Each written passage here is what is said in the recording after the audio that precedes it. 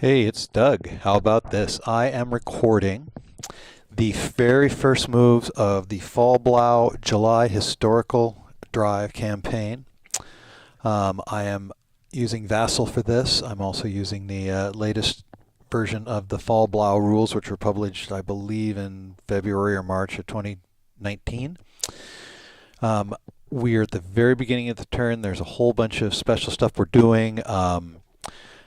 I urge you to go to area21.site to take a closer look at all of this and see exactly what it is I'm doing. It's as part of a bigger deep dive that I'm doing over the course of June rather, and possibly into July. We'll see. Big stuff going on the end of June, into the middle of July. So my guess is this will probably go on hiatus for a couple of weeks, but we will see. So we are at this is the northern part of the map. I'm going to zoom out a little bit here so you can get a sense of how big this is. This is the part of the map we're going to be dealing with in this particular video. Everything is supposed to happen ahead of time, but at once, but I'm doing this in isolation for educational purposes. So we're just going to be worrying about this little bit of the map up at the top. If we go down, we can see that the map extends down to here. The full game extends all the way down to here. My goodness, that's a lot of map. But the good news is you're going to see that this is not terribly difficult to get going with. There's a lot of things going on, but in general it's not too bad, as you'll see. And part of that has to do with support. And we've already done all our support stuff. We have two armies. This is Paulus's 6th Army down here. We're going to come and look at that in a separate video because I want to keep this as short as I can. I've already done some things. I've already done my activations and set up, done breakdowns and a few other things like that. And now I thought I would spend a little time demonstrating what I'm doing with the turn. I've already gone ahead and done this, so I'm just going to kind of walk you through what's happened up here. As a note, we've got two things to be concerned with. One is that there are two army areas here. At the beginning of the game, the Soviets are all uncommitted, which means they can't really do anything. They can't move. They can't fight until their HQs kind of get a clue that stuff is going on. And the Russians were never quite sure for a few days what was going on. So really, I'm not even sure the Germans were all that sure. Anyway, you'll see how this works. But basically, as soon as I start attacking these guys in the 40th Army, these are these green-backed gentlemen, as opposed to these yellow-backed gentlemen, which are part of the 13th Army.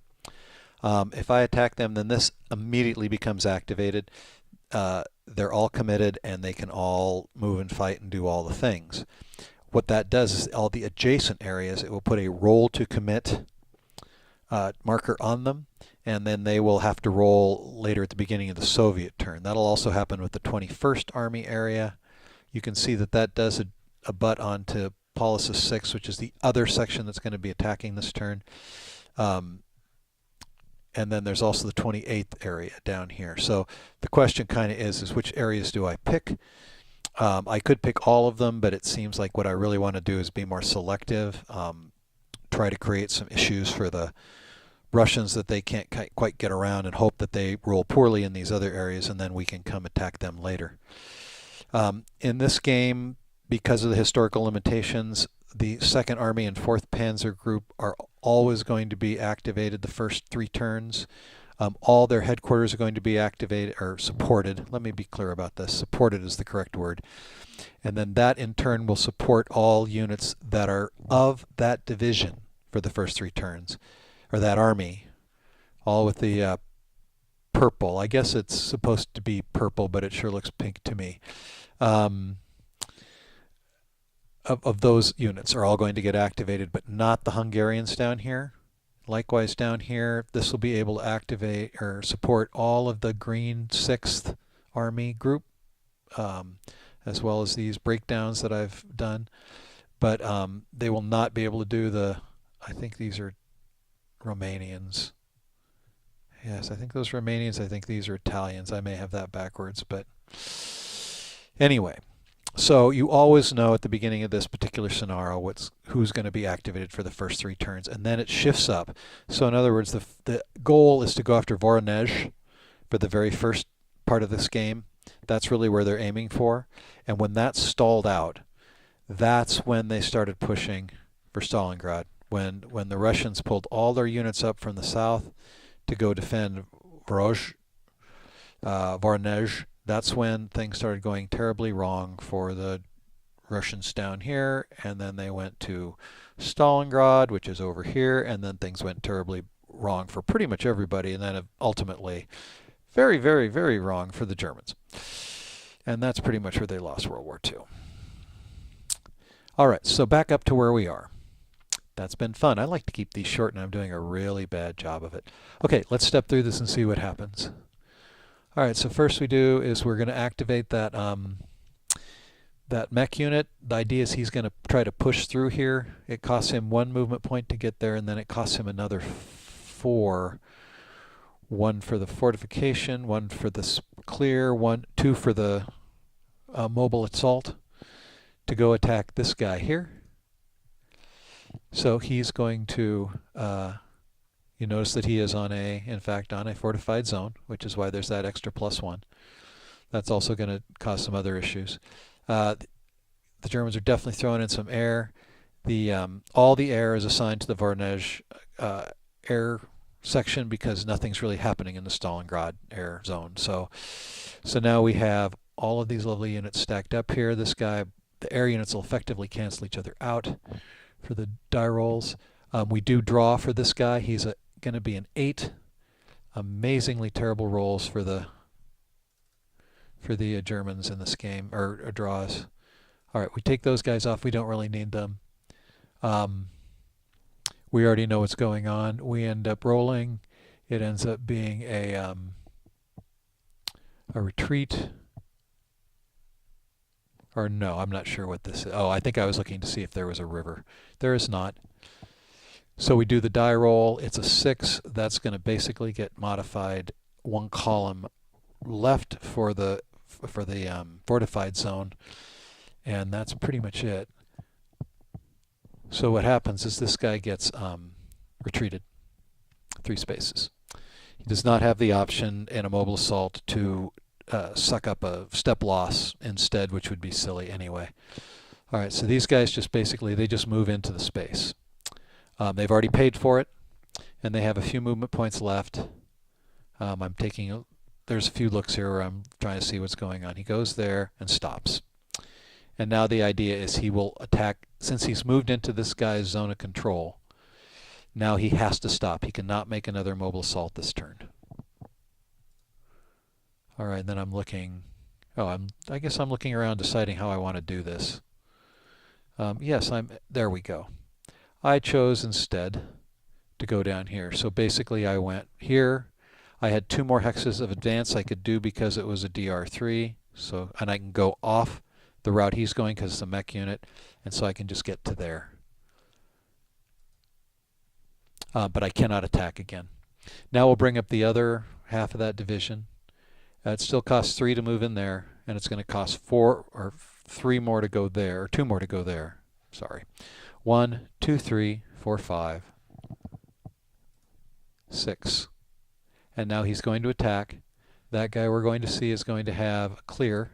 So it's going to be 3 more points. That's going to be his 9. So he's attacking the unit that just got moved. Technically, we should be putting mobile assault markers in some of these spaces so we know that because there's a limitation on how many times a hex can be attacked and a number of times that a hex can be attacked from. And that number is 2 each. But a unit can be attacked as many times as you want. All right, so this guy's come down here. He's decided to throw an air. I don't believe the Soviets did air in this one. He draws a 9, slightly better, and then rolls a 3, which is probably going to be another retreat. The air unit goes back to its base, and he goes another 3 spaces down. So basically what we were trying to do is just push those guys as far out of the way as we can so we can make this big push in the middle, right in this section here. We want to basically take out the north flank of this. And then it'll be really easy to deal with the 13th, and we'll have a nice road to Voronezh. You can see there's a, you want to try to get this central section here because that's where the fast part is. You can get through that and then you're in business. The rails for the Axis don't do a damn thing in this game. As you probably know, the gauges were different in the Soviet Union as the rest of Europe. All the rolling stock the Germans had went a different direction, and so this is part that has not been converted by the German rail engineers. So most of their rail movement is already taken care of in the form of reinforcements just coming in at supply centers. All right.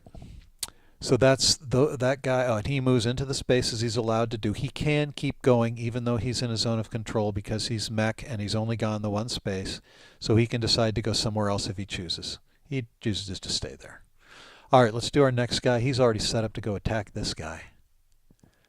We've already established all right. I moved to my, oh, and we had a, oh, I'm just checking this out again. I do this a lot. I should just hide all the units. It'd be easier, but mouse is right there. All right, so we're going to make this attack. This time the Soviets are going to throw in their air. Actually, I did throw in the German air too. I just neglected to actually put it on the board. There, I take it back. There it is. I knew I was going to put one down for that. It's made all the sense. Another crappy draw. So you know those are generally going to be between, I think, 8 and 13. So I've had, let's see what we got. 8, 9, 8. It's really a pain in the butt to do this. The thing you do is when they take a loss, when you put in replacements into that unit, then you'll get to draw a new chit. The bad news is for the entire scenario, for 10 turns, I have 4 steps of mechanized units. So the A's will clearly be the priority in that case, but we'll see. Okay, so we are making this attack. It's got all the things. This looks like it's going to be a DR3 again, because that's what seems to happen a lot. And I'm not sure why that went there. We're going to return him to base.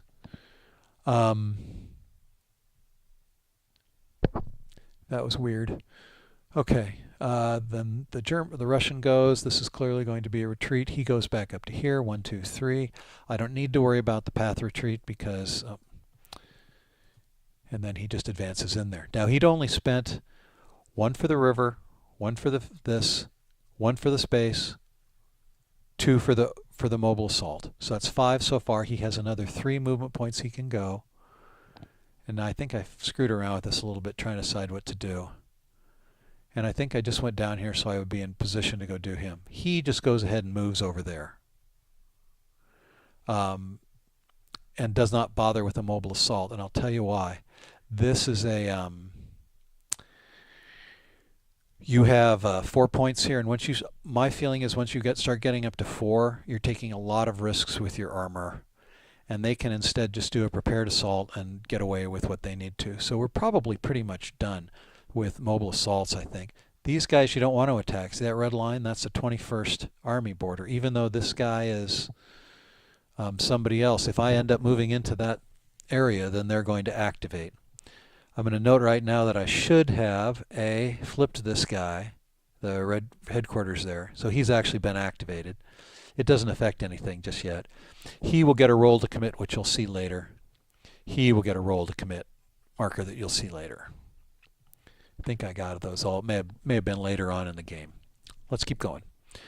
All right, we're going to move up some of these other units. I'm keeping those B's together because remember you can only have 1 unit attack or 1 multi-step unit attack out of a hex in every direction. But these are halves because of their white box. And so together they form 1 division for that rule. So I can have both of them there attacking into a hex. So that's why I think the Bs are better to keep together. They do also, when they're together, they get the yellow stripe, so they become a combined arms attack at that point. All right, we're going to move some of the headquarters up too. I'm just going to be moving a few units around. I think there's a certain amount of hilarity with me trying to figure out how I'm going to do this. have a whole lot of these small breakdown units that seem like that was a good thing to do. I'm not completely convinced it was, but we'll see. Everything gets moved up. All right, now the whole point of getting everything into position here is these two units here, these two headquarters, are the Army Corps headquarters. And so they are necessary to have units that are in their range, 1, 2, 3, 4, 5, to be able, that aren't mech, in order for them to make their attacks. And so that's their command range. And I'm looking at this guy and I'm thinking, you know, he probably could have come down a little bit further. You do have to worry about supply, and I think that that supply is negated. 2, 3, 4, 5, so he could make it to there. 1, 2, 3, 4. And these guys are already in supply. Let's be very clear about that. Or they're already supported, and they are operational. So those are the two words. It's not in supply and it's not activated. They're supported, fully supported, because they were activated by these guys during the Axis maintenance phase, or the whatever it is. And so they got fired up then. The other guys, everybody else, and these guys too, everybody that was a multi-step half division, it's mech. These are mech because they're motorized infantry, the little wheels on the bottom. All those guys are considered to be in supply the whole turn, and they're considered to be supported the whole turn once they get the necessary support in the amp phase. But then all the other units have to be within range of an Army Corps, and this is the one that's a little bit more interesting because he does have to be activated in order to do that. For now, since I've already done this, I'm just going to assume that this was good as far as getting supply to there. And then we will I'll go double check that afterwards and see whether or not we've got a problem with that supply line. But I believe this makes everybody fully supported for what you call your attack phase. So for prepared assaults. Now, the next thing we're going to do is we're going to put prepared assaults on everybody who's attacking. So we do that. These go all over the place. I'm basically going to have pretty much, now see here, I went to go ahead and activated this guy. I realized that he should have been activated. So he got flipped. He's now an active HQ. We are using the special command and control rule for the Soviets. So he's going to want to be, he's going to be driving a certain amount of ability with them. It does kind of make it more difficult for the Soviets, but at the same time we've got a whole bunch of historical limitations going on for the Germans, and so they suggest you do that just to make that a little more even-handed. All right, so I'm supposed to, I can attack this guy, I just can't move into that space. Let's make sure I didn't do that, because I'm already thinking maybe I did that. I do have to assign all my air before I do anything else. Notice I have not assigned this stack to a prepared assault. Why not? If I did, these guys would have to be attacked. If they get attacked, this HQ becomes committed, and now these guys are in the game. I think it's better off at this point to just leave these guys sitting here, and I'll come back to them later. I'm going to want to wipe them out because I want to take this entry area away. But that said, because if I can get on this under here. Now, these red hexes are basically, think of those as far as I want to go. I don't want to get into those. If I get into those, it's going to be all sorts of Soviets all over the place, and early I don't want that. I want to push for Voronezh, so think of this as my operational limitation, even though it's not. But I want to avoid giving the Russians any extra stuff. If I can take Voronezh, that'll kick it in too, but hey, who cares? At that point, we're doing so well, we've probably got the game won. All right, let's get the rest of these air units down. I'm using 4 in each one of these army areas, so I have one more air unit to place. And that one I'm putting, where do I put this guy? Oh, I'm moving some units that I had in other places, I think.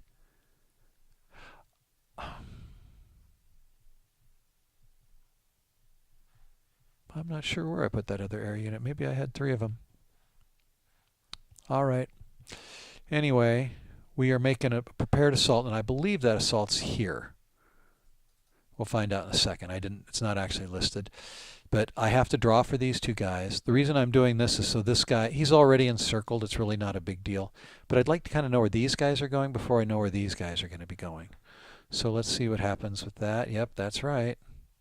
Okay, now these, we can see already that the B's are, 14. I'm sorry. The B's are already at or better than almost all of the A's that I had before. I'm glad I drew good chits here, but come on, this is ridiculous.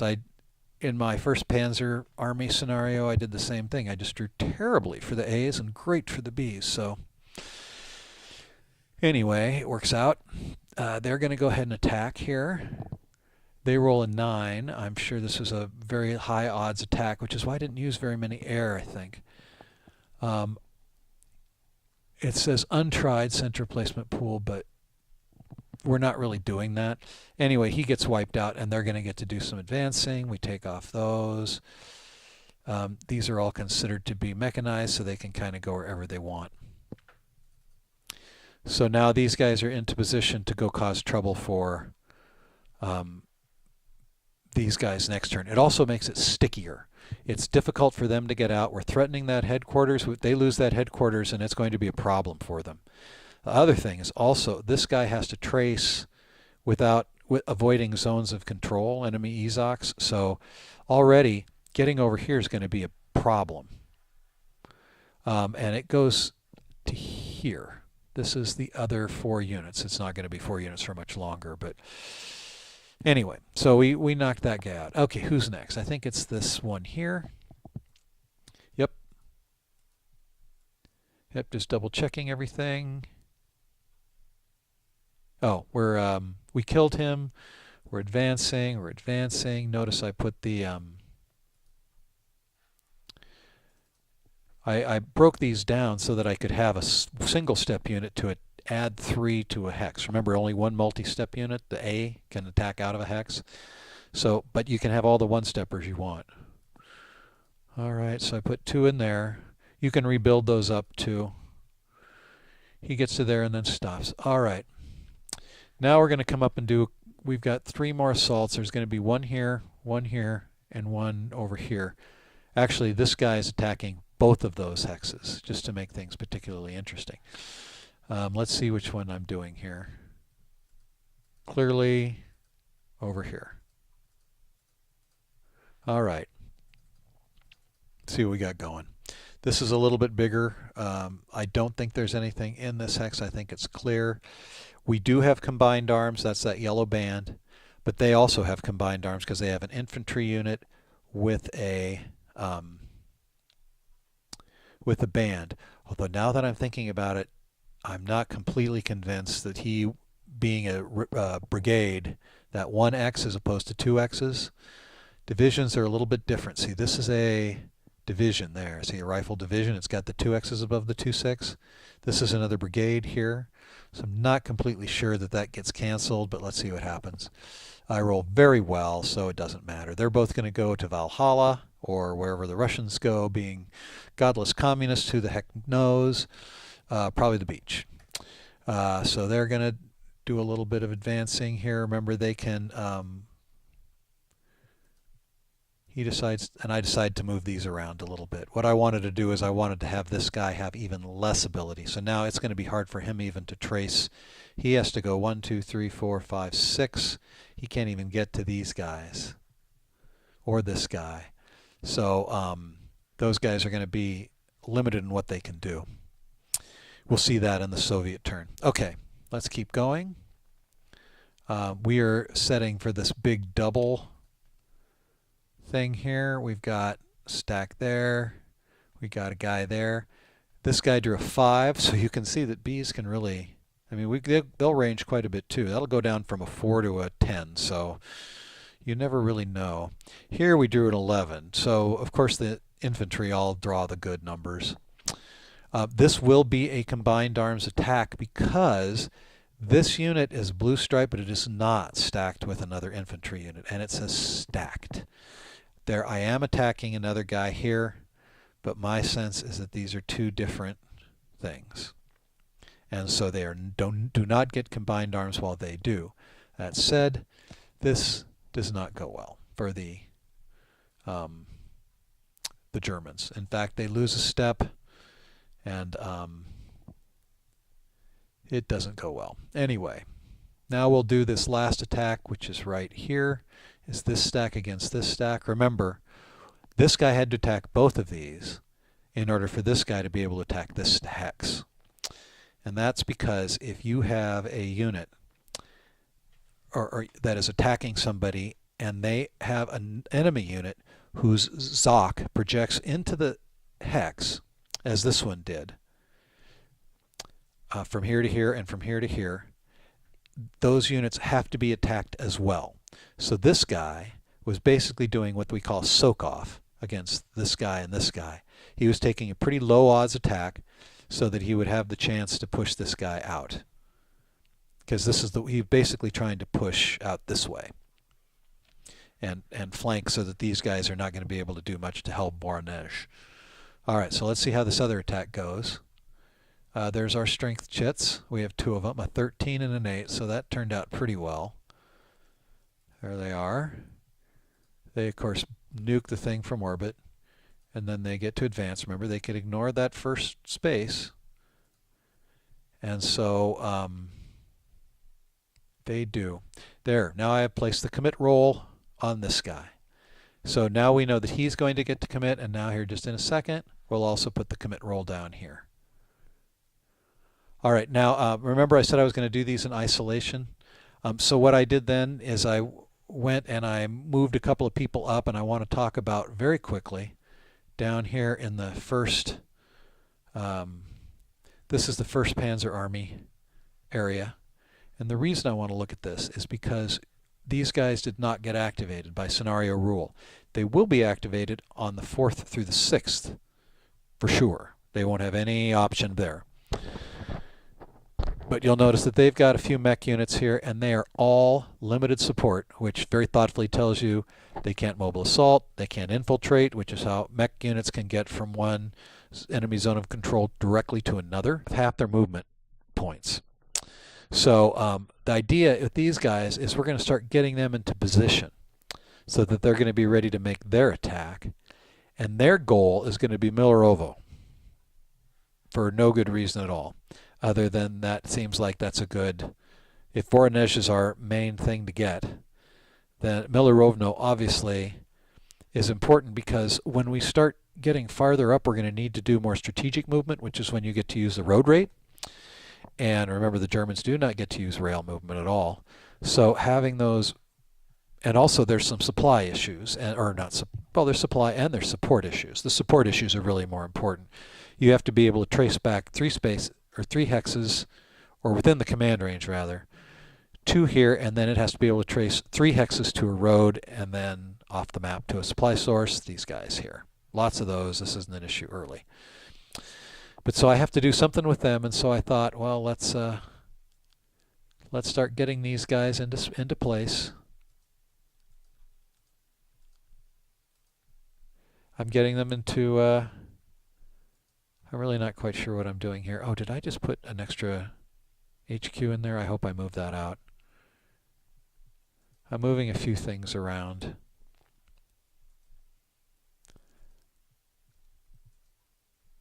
Oh, let me back up out of these, because now we're starting to talk about the 6th Army, and I don't want to get into that just right away. Yep, that looks like it. So I did a bad thing here, is I put 2 headquarters in the same space. They should not be in the same space. So what I'll do is I'll fix that here in a little bit, and before we get to the next part. Okay, that is an example of how to run an offense. Now you can see this was the starting line here, and you can see that we've penetrated 6 or 7 hexes into that. We've got this headquarters in a position where at 2, 3, 4, 5, 6 he can get to 2 units, 3 units, 1, 2, 3, 4 units. I take that back. Notice that B9 there, he's got an at-start step loss, so when he draws a chit, it will be on the light blue side, like this guy's. That's how you denote 1 step has been lost. So he will not be a very strong unit. He may be anywhere from a 2 to a 5. We'll just have to see. This guy ended up being a 5, which was pretty good. There was that other A that was so killer. No. No. No. Yes. Notice that I did not enter anywhere in here. I could attack this guy. I couldn't. If I'd attacked him, it would have been different. That's why this guy was not involved in attacking him, because otherwise I would have sucked that guy in. All right, that seems like it's a good place to stop this for now, and then I hope this was educational for you. If I can remember how to turn this thing off.